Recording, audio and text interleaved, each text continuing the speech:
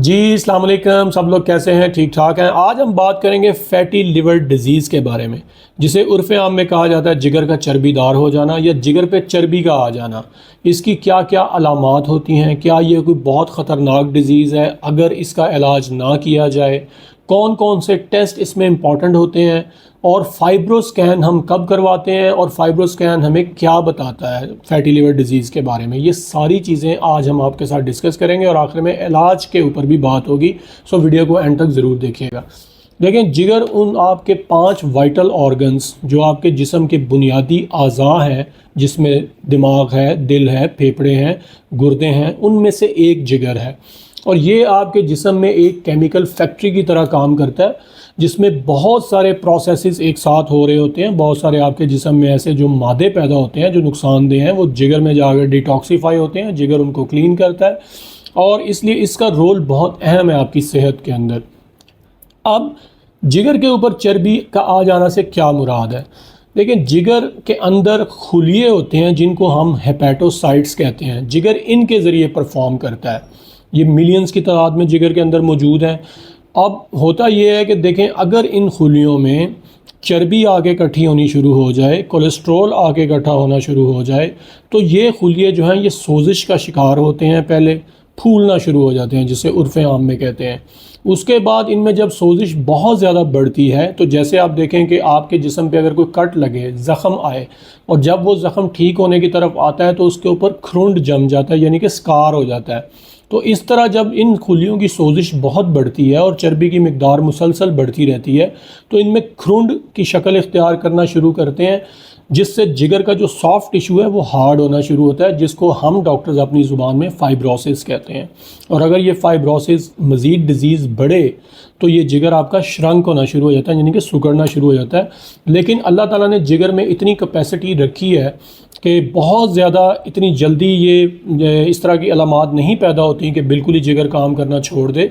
और अगर जब थोड़ा बहुत चर्बी इसमें बढ़ती है, लेकिन उसके बावजूद जिगर का फंक्शन मुतासिर नहीं होता।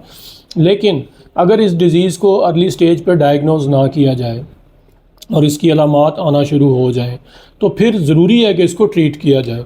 सबसे पहले तो अगर हम इसकी अलामात के बारे में बात करें, तो सबसे अगर शुरू में जो पहली अलामत आपको फ़ील होगी फैटी लिवर डिज़ीज़ में, वो ये होगा कि आपको दाएं साइड पे, यानी कि ये जहाँ पे आपकी पसलियाँ ख़त्म हो रही हैं, इसके नीचे जिगर है, तो दाएं साइड पे आपको दर्द या हैवीनेस फ़ील होनी शुरू होती है, एक अनकंफर्टेबल फीलिंग आती है। उसके बाद अगर मज़ीद ये डिज़ीज़ जब आगे बढ़ती है तो आपको उल्टी सी कैफियत हो सकती है, आपका खाना हज़म नहीं होगा प्रॉपर तरीके से। और अगर तो ये बहुत ज़्यादा प्रोग्रेस करे और आप इसको अनट्रीटेड छोड़ दें, तो आखिर में पेट में पानी पड़ना, जिगर का जब फेलियर होता है, लिवर फेलियर जिसको कहते हैं, उसमें फिर पेट में पानी पड़ जाता है जब भी जिगर बिल्कुल ही काम करना छोड़ दे। लेकिन एक बात मैं जो अच्छी बात आपके साथ शेयर करना चाहूँगा कि वो ये है कि ये स्टेज बहुत कम लोगों में ये आती है, और 100 में से कोई 1% पेशेंट होते हैं जो बिल्कुल ही ये अगर इस स्टेज तक जाते हैं।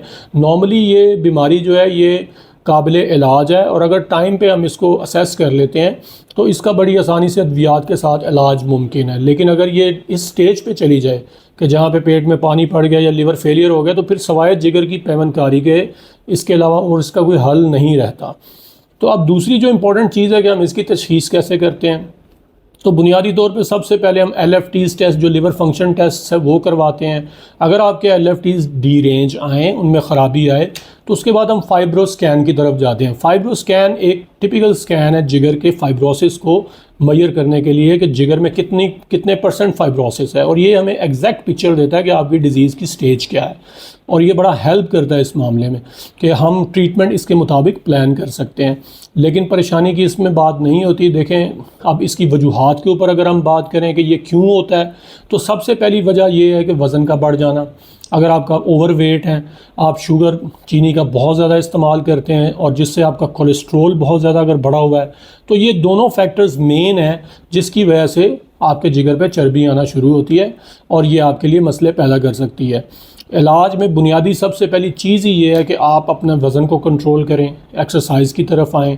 दूसरा, अपने जिस्म का कोलेस्ट्रॉल जो है उसको एवरी 6 मंथ्स अगर आप मॉनिटर करते हैं तो आपका कोलेस्ट्रॉल नॉर्मल रहना चाहिए, क्योंकि अगर आपका कोलेस्ट्रॉल बढ़ेगा तो बॉडी में इंसुलिन रेजिस्टेंस पैदा होगा। इसके ऊपर हम ऑलरेडी 1-2 वीडियोस भी कर चुके हैं, जिसकी वजह से ये चर्बी फिर जाकर जिगर में स्टोर होना शुरू होगी। अगर आपको ये वीडियो पसंद आई है तो दोस्तों के साथ ज़रूर शेयर करें और अपनी सेहत का ख़ास ख्याल रखें। जज़ाकल्लाह।